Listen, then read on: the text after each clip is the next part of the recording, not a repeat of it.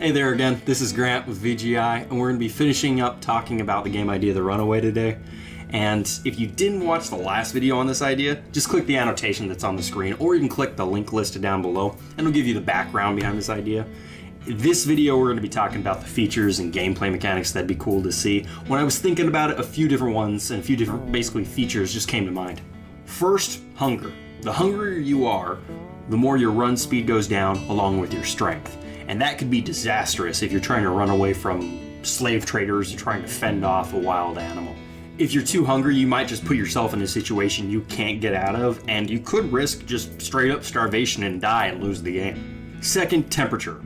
If your character gets too cold, they get hypothermia, maybe they die, or maybe they lose a limb. And for the rest of the game, you have to hunt, defend yourself with just one arm.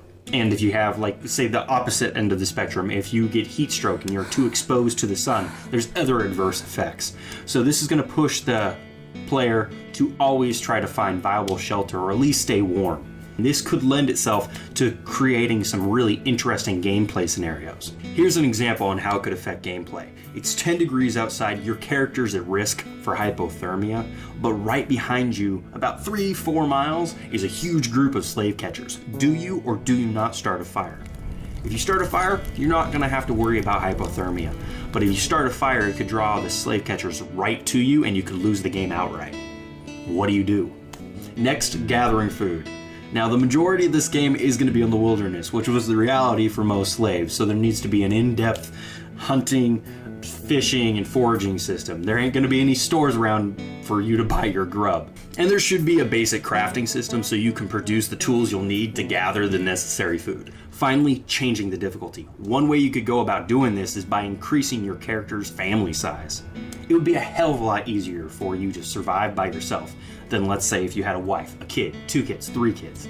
Larger groups would be easier to be seen, it would take a lot more food and water, and it would be a lot more for you to protect. In general, it would just be a lot more difficult. Now that's pretty much it. As always, if you guys have any suggestions, I'd love to hear them, and if you have any game ideas in general, share them. Hope you guys have a great day. Catch you later. Remember to like this idea if you want to see it made into a real game, and subscribe so you know what games are right around the corner.